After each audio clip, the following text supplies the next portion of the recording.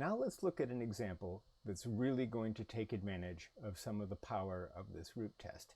So this is going to be a much more complicated example, but we will see that it's also going to be attackable using these methods.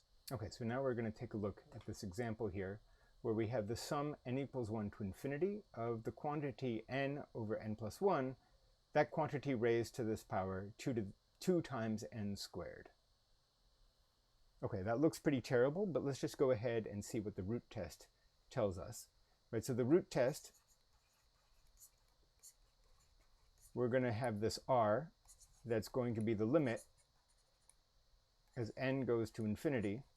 We're going to take this limit of the nth root of this stuff. So I'm just going to copy what the nth term of our series is, and then we're going to take the 1 over nth power of it.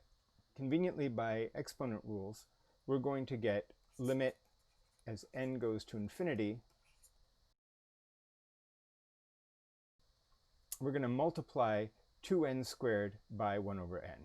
So that's going to give us 2n. So now we need to understand what this limit is as n goes to infinity.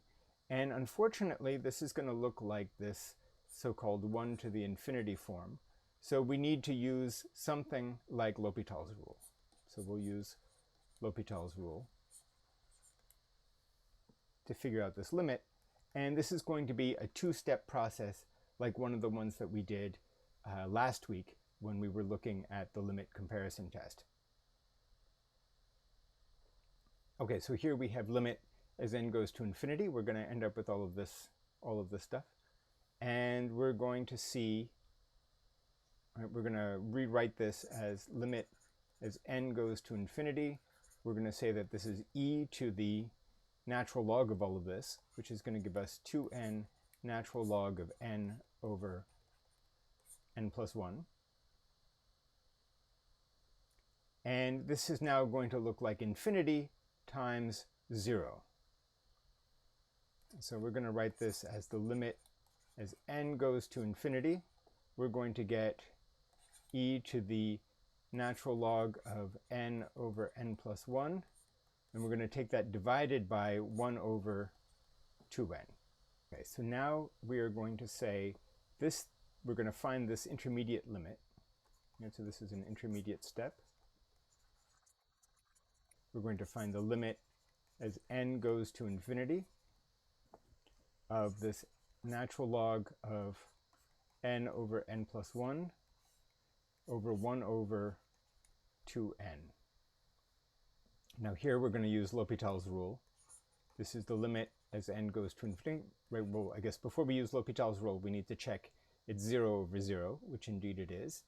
Now the derivative of this stuff upstairs is going to give us 1 over n plus 1. And then we're going to have to quotient rule that expression. So that's going to give us derivative of the top is 1. So that's going to be n plus 1 minus the top times the derivative of the bottom. So that's minus n over the bottom squared. And then downstairs, we are going to get minus, so here we're going to get minus 1 over 2n squared. So now after we rearrange this, we're going to get limit as n goes to infinity, n plus 1 over n. We're going to get over here, we're going to get 1 over n plus 1 squared. We're going to pick up a minus sign from that denominator, and then we're going to get a 2n squared over here.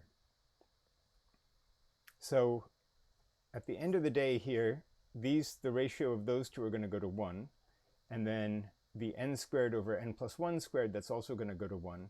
So we're going to be left with minus 2. Now this was an intermediate step. So I'm going to go back here to the previous page, and we will see, right, we were looking at the limit as n goes to infinity of e to that junk.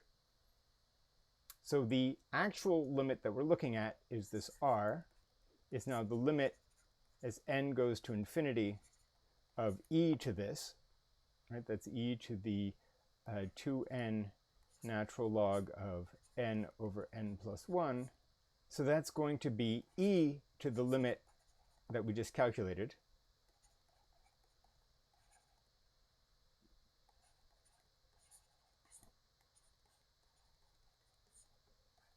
So that's going to be e to the minus 2. And now e to the minus 2 is going to be a number that is smaller than 1. Right? That's 1 over e squared.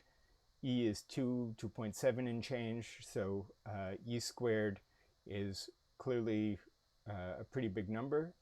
And, well, you know, it's smaller than 9, but it's bigger than 4. So its reciprocal is definitely going to be less than 1. So from this we get that the series converges.